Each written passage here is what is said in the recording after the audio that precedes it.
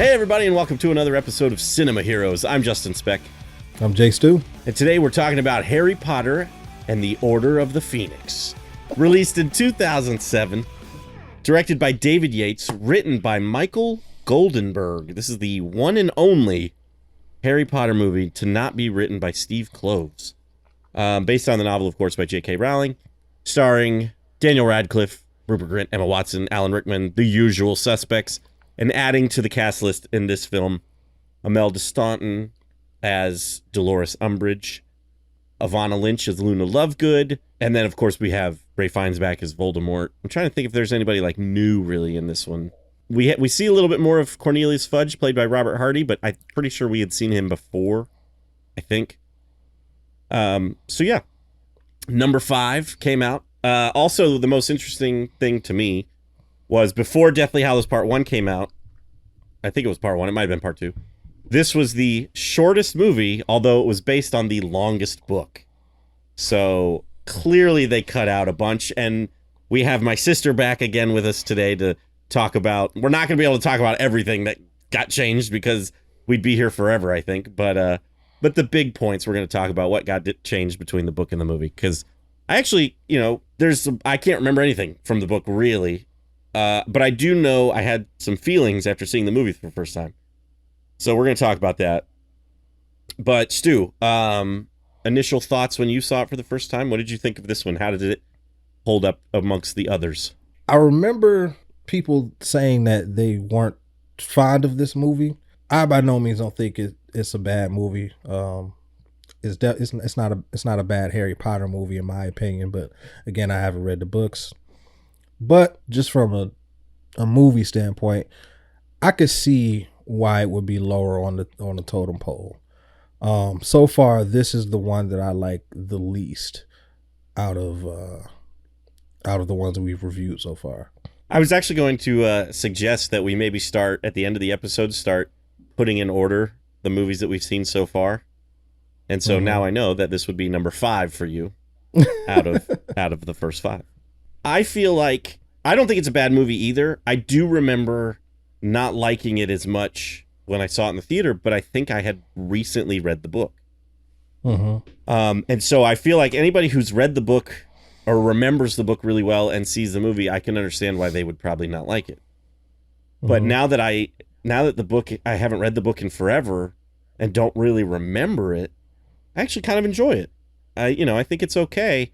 I agree with you, Stu. I don't think it is quite as good as some of the other movies, but I am no means well, I'll just get into it. One of the scenes I remember disliking the most was Fred and George quitting school. And I remember in the book, it was so much bigger and probably a longer process.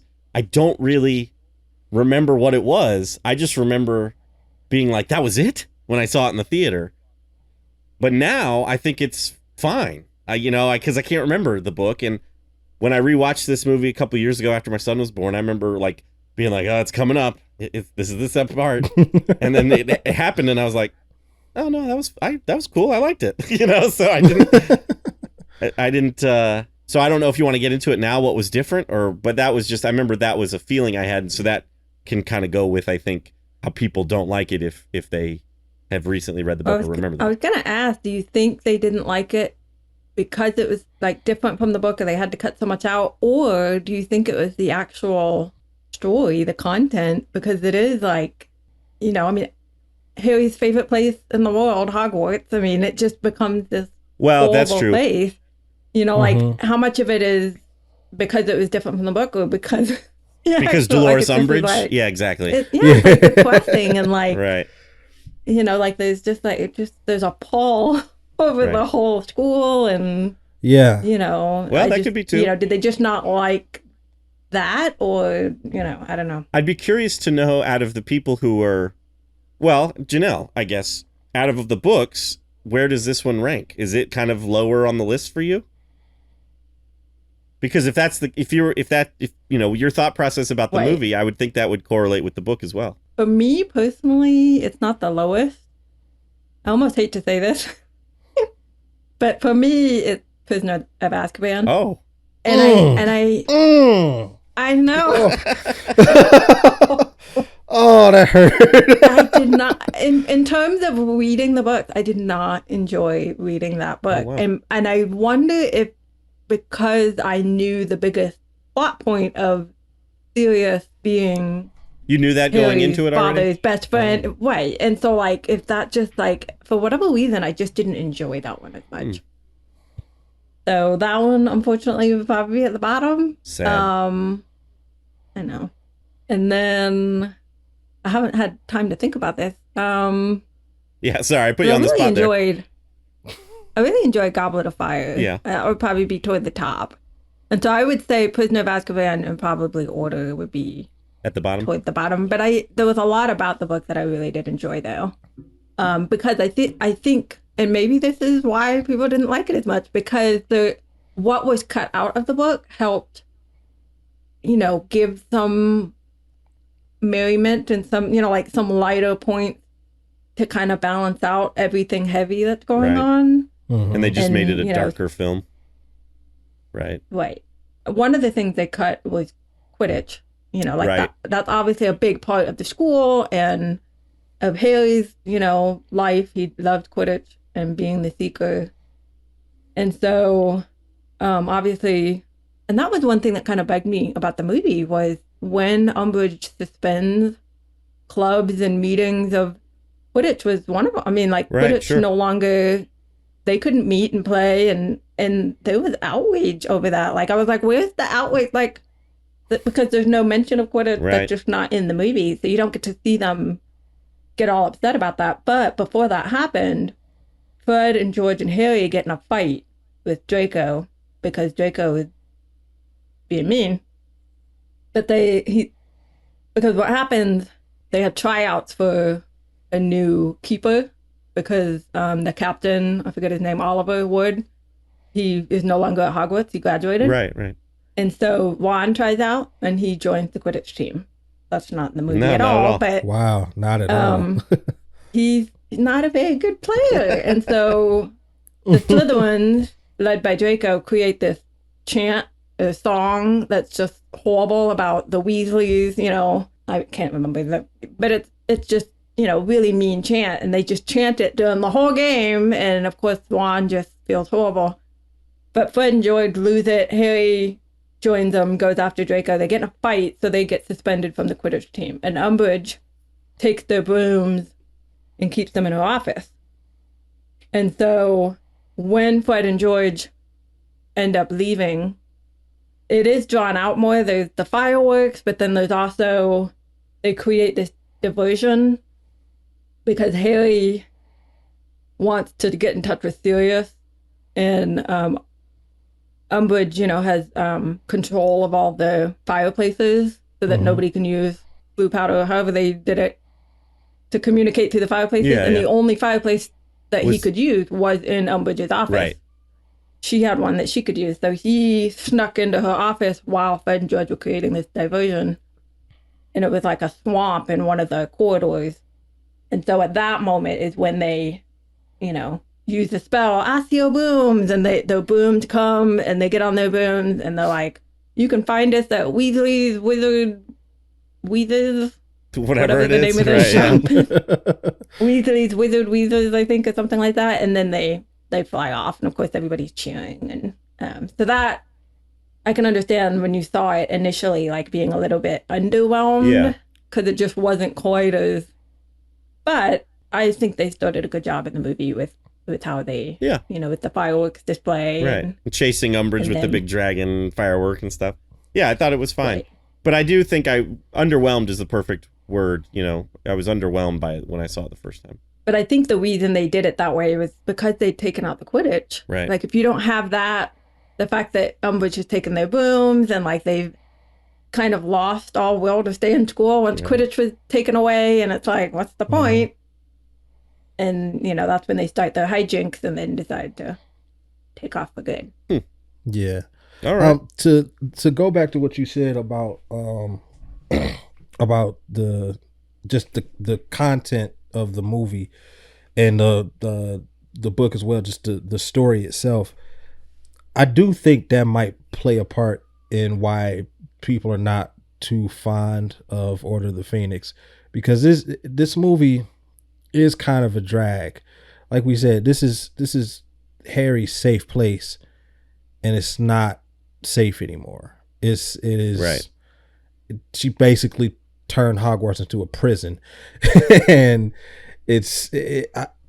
I think that might be, at least for me, why I don't really connect with this movie quite as much, because this will be my third time watching this movie, and this will be the first time that I've kind of paid a little bit more attention to it, because I can't really connect with it because it's such a drag. Like it's not a sad movie, but it's just right. It's frustrating. Oh, that sucks. Yeah, it's frustrating. Yeah, it's super frustrating because, well, we talked at the end of our Goblet of Fire episode about how what they cut out of the end of Goblet of Fire, which is they talk to Cornelius Fudge and he doesn't believe Harry, and I thought that was kind of interesting that they held that over until this movie, which I'm sure plays a part in the book, but it was not, and they didn't kind of make any mention of it at the end of Goblet of Fire, but that's what this whole movie is basically about, is nobody believes Harry. Everybody thinks he's a liar. Everybody, nobody, Dumbledore is even saying it, but nobody really believes him. And Cornelius Fudge especially is like, no, it's not true. He's not back. You're a bunch of liars. And Dolores Umbridge is just she's a great villain, but she's just so frustrating because she's just so evil. Stu sent me a meme the other day that cracked me up, which was, it shows a guy running into like a burning building, and there's two people in there, and he's got to choose which one to save. And above the person, people are the titles Voldemort and Umbridge. And then in the next picture, it shows the guy running out with Voldemort. And I was like, yeah, that sounds about right. Yeah. If I had to choose, I would probably choose Voldemort too. And it's just, she's just so, yeah, God, I mean, she's awful, and she's like, the scene that just like is nails on a chalkboard is when she does fire Professor Trelawney, and Dumbledore comes and kind of saves her, and he's like, please escort Sybil back inside. And he's like, you have the authority to fire him, but you don't have the authority to dismiss them from the grounds. And she's got that smile on her face, and she goes, for now. And you're just like, just hate her. Which on one hand, she's like, that's what she's supposed to do, so they did it perfectly. And Imelda Staunton plays her perfectly to perfection. Yeah. But it's just, I can understand why people don't necessarily like to rewatch this movie much, because it's difficult. It's difficult. I mean, and I think that is the point of the story, because it's setting up what is to come. But like, just touching on that meme again, but for the story, like Dolores Umbridge. See, the thing about Voldemort just he wants more power by any means necessary. He wants more power. Dolores Umbridge just wants people to be miserable for the sake of being miserable, regardless of if she has any power or not. Right. That's what makes her so terrible. Right. And I think she feeds off having the power because she feeds off of making people miserable. So the more power she gets, the more miserable she can make people. Right. But yeah, it's just, I just hate her. Which is what you're supposed to hate her, but you're supposed to. Yeah. Right. Well, let's talk about, let's go back towards the beginning of the film. Harry is distraught over what happened in the year before, which is how I expected him to be at the end of Goblet, but this is how he is at the beginning of this movie. And he gets in trouble because Dudley, is bullying him, and then these Dementors show up, and he saves Dudley's life by doing a Patronus charm, and then promptly gets expelled from school. And my note, and I know it has to do more with underage magic, not necessarily just the fact that he did it in front of a Muggle, but this screeching letter, I forget what they're called from the first movie or second movie, but the letter comes in and tells Harry, you're underage, you perform magic in front of a Muggle, you are hereby expelled from Hogwarts. And I wrote down, he got in trouble for using magic in front of a Muggle who is his cousin, And then this letter tells Harry, using via magic, that he's expelled in front of 3 muggles. That's different. But again, I think it's the underage part that is, yeah. Yeah. But I thought that was kind of like, hello? Whatever. This was one part I didn't really like that because it wasn't like that in the book. Okay. The letter did not read aloud like that. There was actually 5 different owls that came in, like one after the other, pretty much. And so it was just a letter, and Harry read it and found out he was expelled. Obviously, he's very upset about that. And then he gets another letter that says, under further consideration, you will be suspended until your hearing, And then he gets another one from Arthur Weasley that says, we're looking into it. Whatever you do, don't leave the house. Okay. And then he gets another one from Sirius that says the same thing. Whatever you do, don't leave the house. Don't give up your wand. They try to come and get your wand. And then a 5th one comes, and this one's actually a howler. So again, your point, Justin, with magic in front of muggles. And the howler is actually for Petunia. Oh. And it yells at her. It says, remember my last, Petunia. And this all has to do with the spell that Dumbledore put on the house with Harry and the protective spell. And Petunia gets all pale, and she's like, because Vernon, Uncle Dursley, Uncle Vernon gets all mad, and he's like, you get out of here, he's threatening and wanting him to leave the house. Right. And Petunia, when she gets that howler, is like, he's got to stay. And so she just kind of surrenders and is like, he has to stay. Oh, wow. And Vernon's not happy about it. But I would have liked to have seen that. We find out about that more later, but so I was a little disappointed that it was just the one letter and it was read aloud. I was like, that's it. But I did like Uncle Vernon's reaction to the howler. Even though, again, I don't really understand the Dursleys' motivation, really. They hate this kid, and yet they don't want him to go to Hogwarts. I mean, I guess they don't want him to go to Hogwarts because they don't want him learning magic that they can that he could use against them. I guess that's the main thing. But it's like, they hate this kid. You'd think they'd be like, yeah, leave, go. But when he gets expelled, I like how he's like, justice, But yeah, that's interesting. I don't know how visually exciting it would have been for him to just get 4 letters that he has to read in the beginning of the movie. Right. But again, the whole spell on the house with Petunia would have been nice to kind of have seen played out in the movie. I did like, however, though, because again, at the end of Goblet of Fire, I kind of made that joke about how Dumbledore said, you're safe here, you have friends, and then now go home. And, I was like, and how Harry probably would have been like, I don't really want to go home. Voldemort's back, and I feel kind of vulnerable there. Like, you've seen my house, right? Right, yeah, exactly. So I forget the woman's name, but when that woman shows up who sees the Dementors and she's like the witness at the trial. Mrs. Fig. I liked how she mentions that, Dumbledore hired me basically to keep an eye on you because now that Voldemort's back, we need to make sure you're safe. And I was like, okay, good. So at least something was kind of put into place. But again, knowing the whole thing about the spell on the Dursley's house and keeping him safe there, that would have been nice to know. Right. It would help make sense as to why is he at this house. Yeah, exactly. Yeah. So, but I do like the group showing up and saying, rescuing Harry and then taking him to the headquarters. I thought that was kind of fun and everything.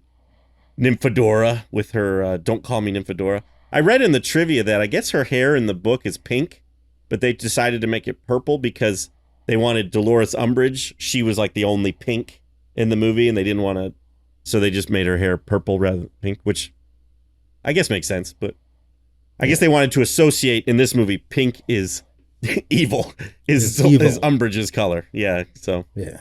Does her hair change colors in the movie? Yes. Yeah, when she says, so when, I think it's Mad Eye Moody says something to her and calls her Nymphadora, and she gets mad, she goes, don't call me Nymphadora, her hair changes then. And then when she calms down, it changes back. And then she's, I guess, kind of like a shapeshifter, because she's making those animal faces at the dinner. But that's all we really see of her. Yeah, and that's a little bit more obviously detailed in the book, because she does change her appearance. Like when they leave Grimmauld Place, to go to the train station, I think she's like an old woman.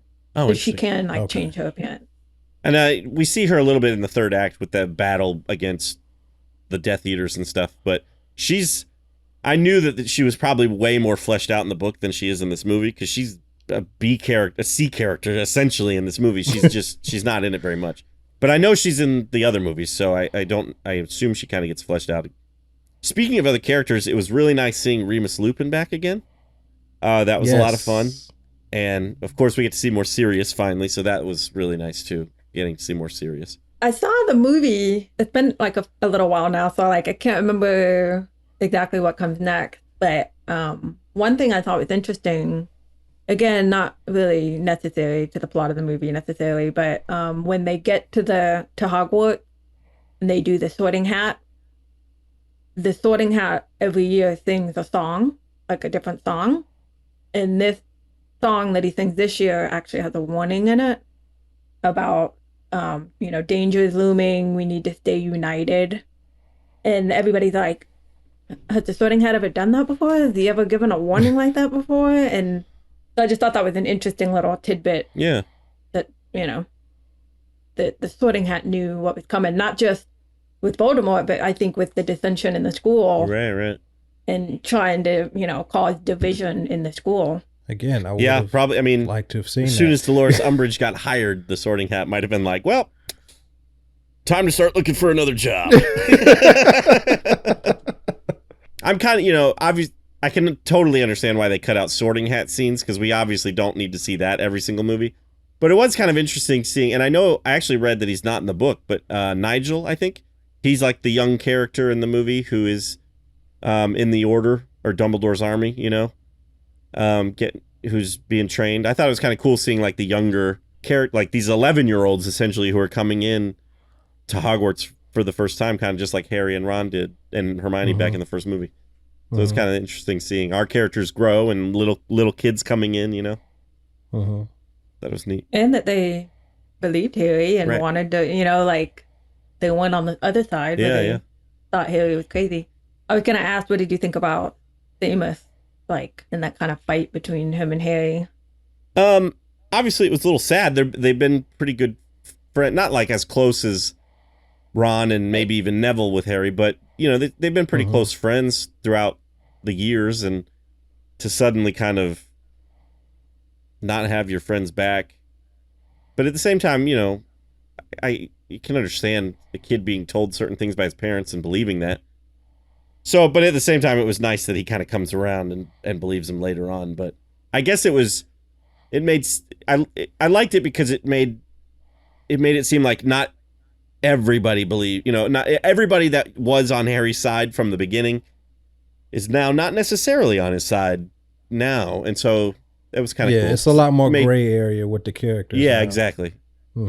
Made Harry, even though I was going to say, kind of makes Harry feel a little more alone, even though he does still have plenty of people on his side. One other interesting thing is, in the very beginning, Ron and Hermione find out they're prefects. Oh, interesting. That's not in the movie either. Yeah, no. So the whole year, they have prefect duties. And of course, Harry's a little offended. He's like, what? Why wasn't I selected as a prefect? And of course, Ron's embarrassed that he's a prefect because Percy was a prefect. Fred and George, of course, give him a hard time. Right. So they have to kind of uphold the rules and, do like different prefect duties. So Harry kind of hangs out with Neville and Ginny and Luna, while Ron and Hermione are kind of doing the... Making him feel even more of an outcast, probably. Yeah. Unfortunately. Yeah. A little bit.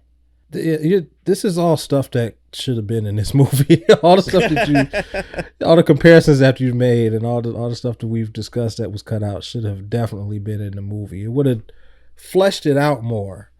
Yeah, I agree. Like, we don't necessarily need to see Ron and Hermione doing these. We could see it once, but that would explain why they're not around, and Harry's feeling alone, and even though he still has Ginny and Neville and stuff, it's like those aren't his closest friends, right? And he can't necessarily confide in them yet. I'm assuming he does with Ginny later, but right, so yeah, that would have been kind of cool to see. Like, even if we just saw them getting the prefect badges, and Ron's embarrassment, and Fred and George making fun of him a little bit and stuff, just a little quick scene.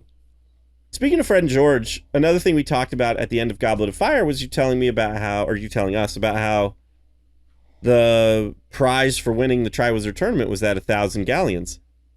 And I thought about that when I was watching this movie, because throughout this entire film, until they quit school, Fred and George are constantly, they have all of these different little tricks and they're not potions, but like, things they're giving the kids to get them sick or to fake sickness to get out of the owls and stuff like that. And then, of course, their big fireworks show. But they've got all this stuff, and they don't really make any mention of how they got it. But I guess we don't really need it because we just know they're always jokesters and tricksters, and so they've just got this stuff. But I thought about it watching the movie. I was like, oh, they have all this stuff because they got the money from the Triwizard Tournament that Harry gave them that they didn't talk about. Yeah, and Ron and Hermione in the book are like, basically have that same question, like, where did they get the money to get all this stuff, and how are they, right? And they give them a hard time for experimenting on the kids. And, right. But yeah, and of course Harry knows, but Harry hasn't told them that he gave them the money until he does eventually. But he just kind of keeps it to himself. But yeah, it would have been nice to know. Yeah, I guess. One of my notes is not anything big, but it was just a sound design appreciation, I guess, or sound editing maybe appreciation, which is when the first Defense Against the Dark Arts class, where Harry kind of ends up shouting it at Umbridge to talk about Voldemort. I think it's the first time he says Voldemort's name. The whole class just goes quiet, and you hear this pencil drop and hit the floor. So it's almost like, it's kind of like cliche, like it's so quiet you can hear a pin drop.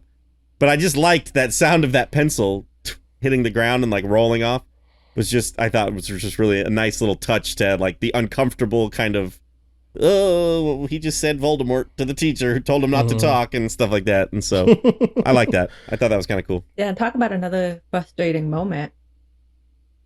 You can hear, you can feel Harry's frustration when Umbridge keeps insisting, there's nothing out there that you need to know how to defend yourselves against. Like, what are you talking about? And Harry's like, yeah, I was there. Like every year I'm attacked. Right, yeah, exactly. Are you new? Like, obviously she is, but still, clearly you've heard about the stuff that goes on here. Yeah, the whole, the idea that you guys only need theoretical defense against the dark arts and stuff, it's just like, you're like, what? Yeah, it is super frustrating, obviously, yeah. Another note I wrote that is silly and stupid, but I'll talk about it anyway. Hermione asks Ron, I don't remember where this is in the movie. It's after Harry has to do his writing and it carves it into his hand. Uh-huh. But Hermione asks Ron if he ever stops eating. And I wrote, she asked that while they're at breakfast. I was like, he's supposed to eat. He's supposed to be eating right now. I was like, that was kind of a weird place to ask that question. I have a question since you brought up Ron and Hermione. Was it just me, or did there seem to be a lot of exchanges and looks between them? I noticed that too. There were definitely looks for sure. Is this again the reason I'm asking? Go ahead. Well, I was gonna say the reason I'm asking is in the book they spend a whole lot more time arguing and just at each other's throats. And Harry at one point just stop. I've had enough of you guys bickering. And there just wasn't much of that in the movie. And when they were occasionally would exchange a knowing glance or even an affectionate smile or something, and I was like, it seems like the movies are kind of jumping ahead a little bit more in terms of what's coming between them. Well, that's what I was going to say. I was going to say, is this setting up the relationship between them? But I guess in the book we aren't there yet. Right. I mean, obviously that bickering, it's at the root of that is right. Right. There's a reason why they're bickering, but it was much more volatile than it is in the movie. I was like, what's with the? Huh. I think they probably, I think they probably did that because in the first 4 movies, well, really the first 3 for real, but they did a little bit of bickering in those movies. and a little bit of the back and Right. forth thing. And I guess they didn't want to force feed more bickering in this movie, even though since we've seen it in the first 4.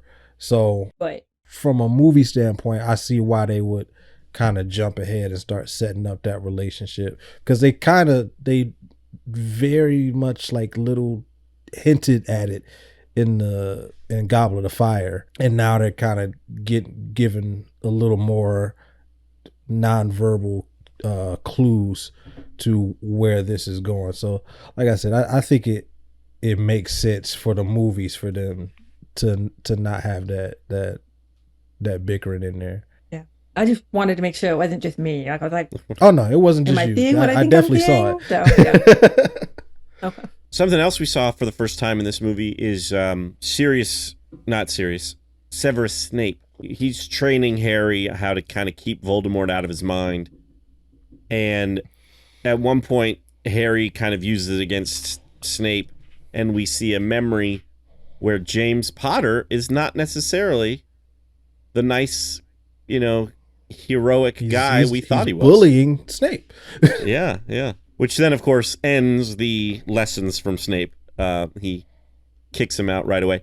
I'm guessing in the book there's a lot more of those lessons than there are in the movie, because I think there's 2. Yeah, there's definitely a few more, but the interesting thing is Snape is not stupid, and he, in the book, removes those vital memories and puts them in a pensieve, the pensieve, however you say it, in case something like that happened.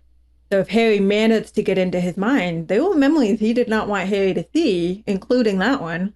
And so in the book, he actually, somehow, Snape has to leave and he's left alone, and he Looks into the puts pensieve. his head in the pensieve and sees that memory. So I thought that was a little bit, because I was like, come on, Snape isn't just gonna Let Harry get into his head like that. He would want to take out those like embarrassing memories from his childhood or something that he wouldn't want Harry to see. Snape so I thought, isn't that careless. Right, yeah. Wait. It didn't bother me in the movie, but now that you mention it, you're absolutely right. He would take those precautions. Snape is a very smart person, and so, but in the movie, like watching it this time, because I think the reason it doesn't bother me is because of Snape's reaction to when it, once he kind of like kicks Harry out, and he's just so mad, and he's like, "Get out!" It's just like that. It kind of worked for me, but you're right. I think he wouldn't have done that. He would have guarded himself better than that when training Harry. But I also wanted to ask, when we see the memory and we see how James treated Snape, and it bothers Harry, but did it seem to bother Harry a lot? I mean, like, what did you think about Harry's reaction? Because in the book, the reason he wants to talk to Sirius through the fire in Umbridge's office is to talk about this memory. Because he's like, was my dad not a great person? Right. And so he wants to talk to Sirius. And Sirius and Lupin end up both talking to him through the fire and like reassuring him and like, but yeah. So I was like a little underwhelmed by Harry's reaction to what he saw. And again, can't dwell on that for too long in the movie, but I guess there were not. a few but reactions from Harry that I was like, what? There's pretty much nothing. He sees that memory, Snape kicks him out, and then that's it. That's it. We don't. Yeah, doesn't even talk about it. The other thing was in the beginning with Mrs. Fig. I thought that reaction in the beginning was kind of underwhelming too. Like, I'm like, you have no reaction to the fact that Mrs. Fig knows who you are. Right. That, you're wizard, that you have she saw the Dementors. They're like, it was like no reaction. He was just like, oh, cool. Oh, Mrs. Fig. In the book, he like asked questions. He's like, wait, what? It's just right. It's baffled that Mrs. Fig like knew who he was and that she had been assigned to watch him. And but I just was like, there was like no reaction. And same with this, with the memory of like his dad. Like, I was like, what? That's it? Yeah, that's true. I will say, Daniel Radcliffe does a good job when he first sees the headquarters and the building is moving. He's like amazed by that, and I was almost going to write that down. Like, I like how even in the 5th movie, Harry, even though he's seen all this wizarding stuff, is still amazed by some of the magic that he sees. But you're right. He has different reactions to other things. So it's a little uneven, I suppose. But I just liked his, reaction to that. But yeah, but Mrs. Fig being there and he's like, Dumbledore? And she's like, of course. And that's about it. It definitely sounds like they Exactly. overcompensated when it came to cutting things out. I think they went in knowing that they were gonna have to cut a significant amount out, and they did way too much. from what I'm hearing. Yeah, they basically were like, okay, what's the main story here? They took like the bare bones and then added a little bit back in, but not nearly enough. And like I said, at the time, shortest movie, but based on the longest book. So they did trim a lot out, obviously. Wait. I also remember being disappointed in the movie by Sirius's death. It didn't seem as... Again, watching it this time, it was fine, but I remember in the book, it was like so impactful. And in this movie, Bellatrix Lestrange Vada Kedavra's him, and he's like, looks at Harry and then just kind of floats off. Yeah, it was very fast. It was so fast. I felt the same way because I remember feeling that way the first time I watched it because Sirius Black is one of my favorite characters. Sure. And I was like, wait a minute, that can't be it. He just he just floated away like. That's it. That was so underwhelming. Yeah, like this is the closest thing to a father that Harry has, and that scene just happened like that. I was like, "What?" Yep. Yeah, exactly. And I don't think this movie, correct me if I'm wrong, Stu, explains what that arch is at all.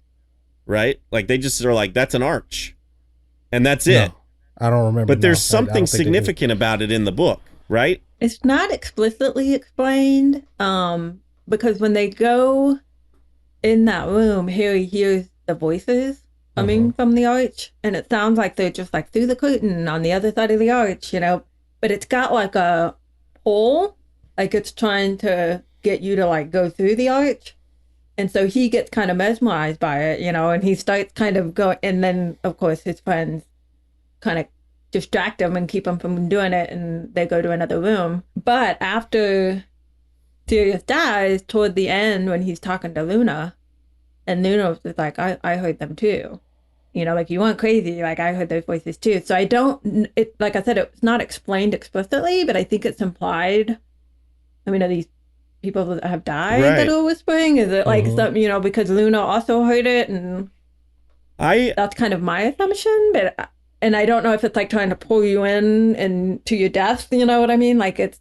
Well, that's what... So, again, I had watched this movie a couple years ago, but I forgot completely that it was Bellatrix Lestrange that killed him with the death curse. Because I thought in my brain, it was something like if you went through that archway, you died. And I could have sworn that the way Sirius died was he got like knocked by a spell and thrown into the arch. And that was what killed him. And so I had it in my brain that there was something about the arch that if you passed through it, you died. And so maybe that was kind of what I was remembering, was that implied, like he's hearing dead people or whatever through the arch. And so you don't necessarily want to walk through it because you don't know what'll happen. But I do remember that Sirius falls through the arch. But I don't know. Anyway, but it was underwhelming. Yeah. Yeah. I mean, it doesn't happen that much differently in the book. I do know the only difference really was the fight between Sirius and Bellatrix kind of went on a little longer, and like maybe that's what it was. Because they're cousins, right? Yeah, cousins. Yeah, right, yeah, they're cousins. And so he's like, "Is that the best you got?" And it's like taunting her kind of, and then she hits him with the curse, and he just it's almost like he's shocked that she actually managed to, which I think you see that in the movie. Yeah. Mm-hmm. So. Well, that's another thing too, is the movies take a little bit of liberty about what exactly happens when you get hit with a death curse, because with Cedric, it was instant death. And in this movie, he's stunned and can look at Harry and then float away and die. So it's, I guess maybe... They were trying to make it dramatic, but to me, it wasn't dramatic enough. Right, exactly. Wait.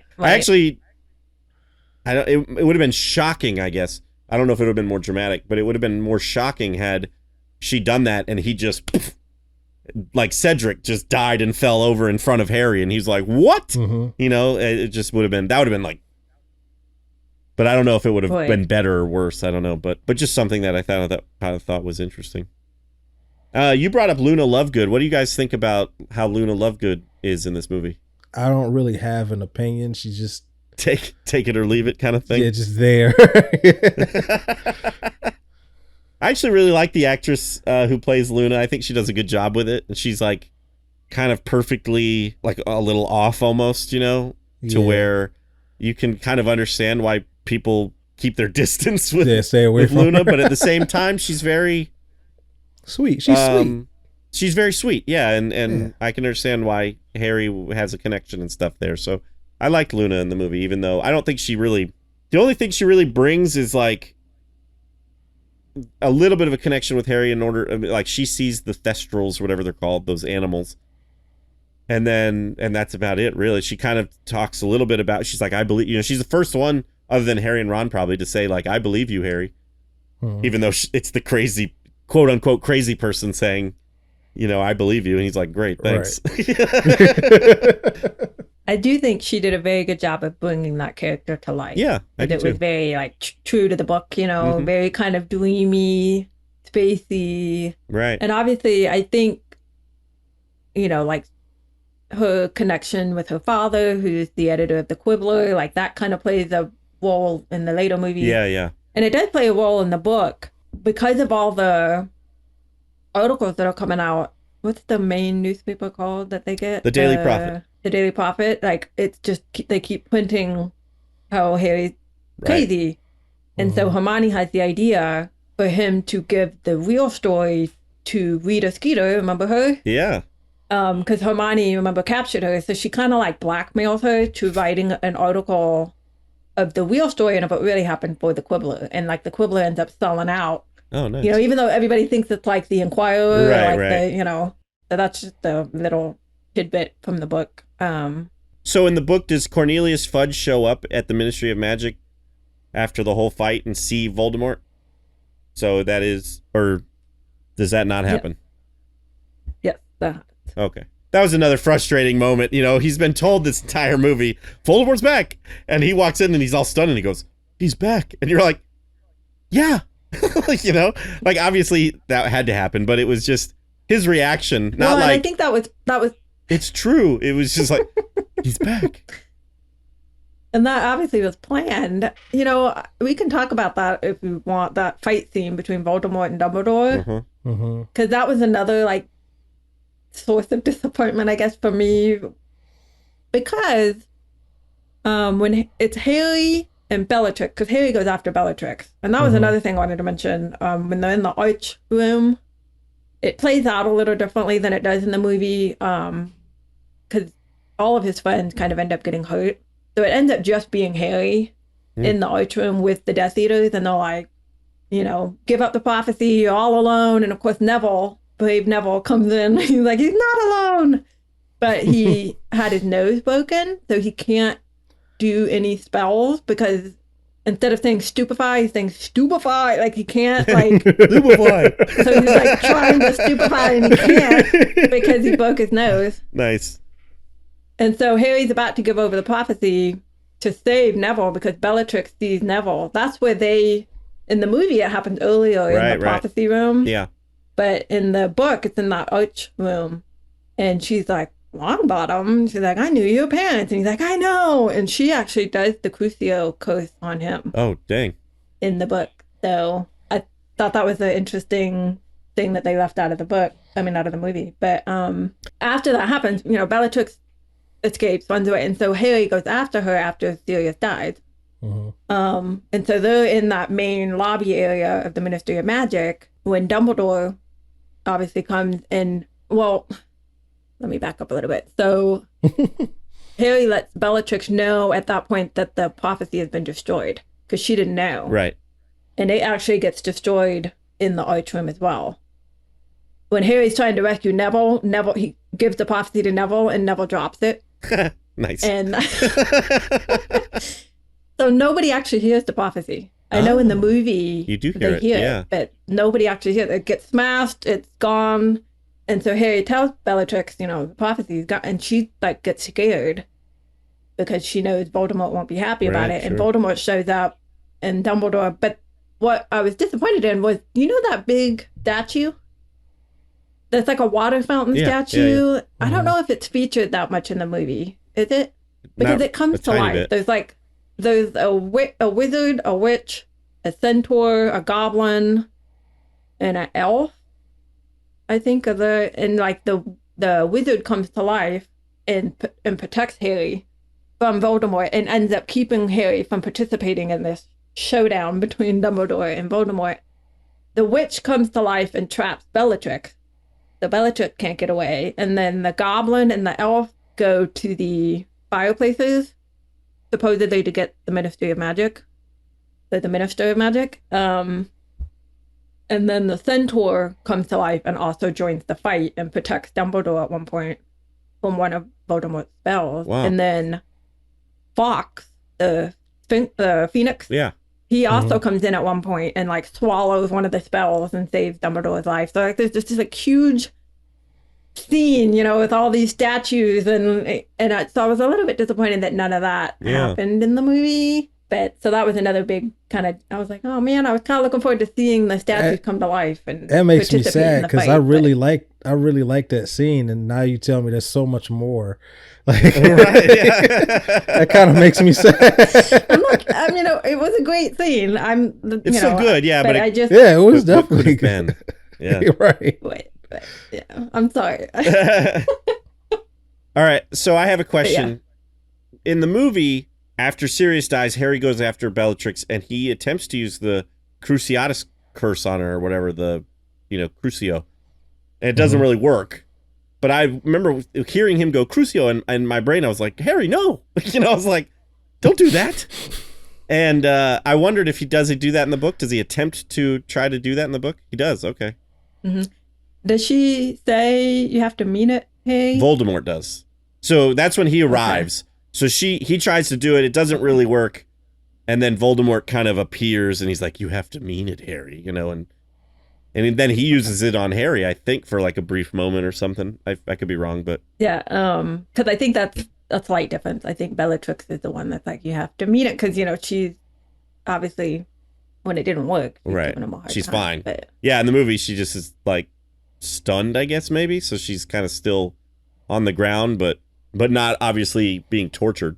It's not a question, I guess, but seeing Dumbledore and Voldemort fight with their wands and, the Ghostbusters streams basically hitting each other. Yeah. I was like, that's Priori Incantatem, right? Incantatem or whatever they called it in the last movie? Or is Priori Incantatem when the ghosts appear? The word I couldn't think of in our Goblet of Fire episode was rare. I couldn't think of the word rare. It's a rare occurrence that happens. But so when I guess I was incorrect, because I was thinking it was when the two magic streams collide and they're like, kind of keeping each other at bay. I thought that was Priori Incantatem, but I guess it's when the ghosts appeared that is. I thought it had something to do with the fact that their wands had the same phoenix feather or whatever, right. And there's like a connection between them. And when they, did their spells and the spells connected, that induced Priori Incantatem, which was when all all your prior spells, all the people that you've killed come out. But I thought it had something to do with the fact that there are two wands. That makes sense, actually. Connected, had that connection. Right. That's why it's so rare. Right. Yeah. Well, that's true. Yeah. That makes a good point. I just, I guess I misunderstood in Goblet. I thought it was the whole them being able to kind of stop each other's spells midstream or whatever you want to call it. But then again, that's exactly what Dumbledore and Voldemort do. So watching it this time, I was like, well, I guess it's not that rare, especially because it happens in the next movie too, or whatever, and Deathly Hallows and all that. But I think you're right. I think I'm getting it wrong. I think that happening, but then it also is the ghosts appearing and, that type of stuff. I think that's Priori Incantatem or whatever. So, but yeah, that was just a note I had, I guess. Well, we're running out of time, so let's talk about. I want to talk about the score for this film. Stu, what did you think? This is Nicholas Hooper, his first time doing a Harry Potter movie. What did you think of the score for this movie? I liked it. It was different. But I definitely enjoyed it. I think again, the first four movies I think I enjoyed more as far as the score goes, but this was, I think I liked it because it was so different. I can understand that. It's for me. I think I agree with you. It's my least favorite out of the 5 so far. Mm-hmm. I like the music when Fred and George quit. There's kind of it's almost like Irish kind of river dance type song, but it works really well. I like that music a lot. But the rest of the movie, I didn't really notice it that much. Mm-hmm. So it didn't really. I don't know. I was a little. I'm not that I really need the score to be in your face, but like it just didn't stand out as much as the other scores, in my opinion. Right. The other scores kind of resonate with you when after you watch, especially the first 3. After you watch those, you're kind of humming the score. I didn't really do that with this movie, but I still liked it. One last question for you, and this, Janelle, you can chime in on this one too. Which do you think was better? Sirius appearing in the embers of the fire from Goblet of Fire, or Sirius's face appearing in the flames in Order of the Phoenix? Embers. I thought it was interesting how they changed it. Yeah, I like the embers better too. What about you, Janelle? Embers were better. Yeah, I agree. Yeah, I don't know why they decided to kind of change it up. I thought it worked in the first film, or not in the first film, in the last film, and for whatever reason they decided to do it differently in this one. New director and everything, but still, I just thought it was kind of a weird choice. It doesn't look bad. It's still kind of cool, but I think the other one is cooler. Even though the movie I'm about to mention came out after this movie, but it kind of reminded me of the Jim Carrey A Christmas Carol. When his head was the flame, it kind of reminded me of that. Right. I like that movie, that Christmas Carol adaptation. Oh yeah, that is pretty cool. That's a really good one. It's kind of scary too. Yeah. I think it's underrated. I don't know if it did that well when it came out, but I think it's really good. All right, well, shall we go into ratings? Janelle is staying impartial. She's not gonna give us her. Well, I had to rate the books. You made me rate those books. So You're right. I didn't rate all of them, but I'll go first. This to me is. I don't think any of the Harry Potter movies are bad necessarily. Although I will say I'm really looking forward to watching Half-Blood Prince next week, because I did not like that movie when I saw it in the theater. I remember walking out of that movie thinking that was not very good. So I am curious to see what I think about it now. But so far, the 5 movies we've watched, I don't think any of them are bad. That being said, I think this one is towards the bottom for me. And I think it's just, I don't know. I think, like we said, it's just frustrating because of Dolores Umbridge. Even though that's exactly how it's supposed to be. So the movie does what it's supposed to. But I also feel like because so much was kind of cut from the book, I think they could have fleshed things out a little better. They could have expanded on some stuff like the memory of James being a bully, how that could have affected Harry. You were talking about how during Fred's and George's escape, he goes into Umbridge's office to get to that fireplace.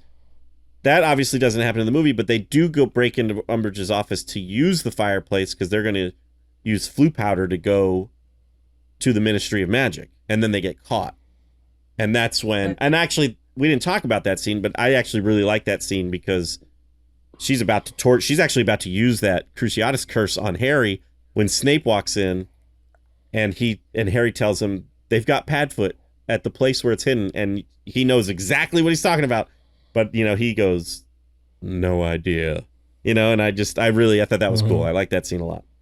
But anyway, I'm gonna give this movie 4 out of 5 wands. I don't know. I got nothing. But yeah, that's my take on Order of the Phoenix. What do you think, Stu?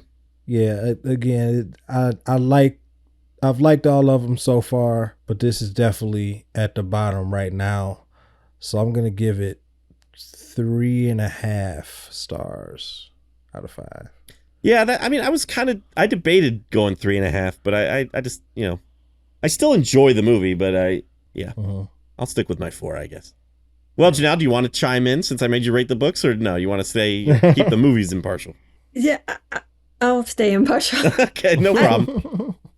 No big deal. Yeah, it's just very hard for me to rate the movies when I'm, I guess, focused more on the books. Maybe it's hard for me to almost. That's true. Separate them, I guess. Or, I think I've said this before. I don't know if I've said it on the podcast or not, but like, it is never a good idea to read a book and then immediately watch the movie that is based on that book right afterwards, because it's just never. I can't help myself. I do it every time, but it's never a good idea because it's just the book is so fresh in your mind, and you'll compare it and obviously that's what I'm going into it to do. Right. But it does take away from the enjoyment of the movie. And so, I might rewatch them again down the road. Yeah, a couple years or a year from now or something. Yeah, exactly. I can enjoy the movies for what they are. Yeah. And I think people kind of forget books are books and movies are movies for a reason. There's a reason why they cut things out and rearrange certain things, because there's a certain flow or a certain cadence that a movie has to have, which books don't adhere to at all. Right. You can spend a chapter talking about the description of one item. You can't do that in a movie. Right.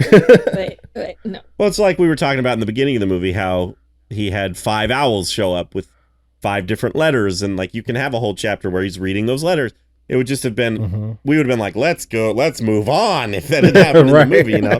So, yeah, it's just, obviously, they're 2 different mediums. You got to do, so, again, I think we said in the last episode, we don't envy the people that had to adapt these. And I think that, they did they did as good as they could. I don't know, maybe this one could have been a little better, but it's interesting that Steve Kloves comes back for the rest of the series. According to IMDb trivia, he was unavailable, like he was working on something else, and I don't know what that was, but he couldn't do this one. Part of me wonders if he was like, I'm not adapting that book. Like, I don't want to be the one to do it. And then came back for 6 through 8. I mean, it sounds like it's pretty difficult to adapt and keep it at a reasonable runtime, but it, like I said before, I would have liked to have seen some of that stuff. It would have fleshed out the story a little bit more and gave it a little bit more context as to why certain things are happening. So yeah, I agree. All right, well, we'll be back next week with Harry Potter and the Half-Blood Prince, but for right now, let us know what you think about Harry Potter and the Order of Phoenix. You can always let us know at cinemaheroes.com. You can tweet at us or comment on our Instagram. Both handles are at Cinema Heroes. If you're watching this on YouTube, leave a comment down below what you think about the movie. Like the video, subscribe to our channel if you haven't already. I think that about wraps it up, though, for this episode. I'm Justin Speck. I'm Jay Stu. I'm Janelle Speck. Hey! I wasn't sure if you were going to do it or not. I'm sorry. Now I know. As always, thanks for listening. Thanks for subscribing.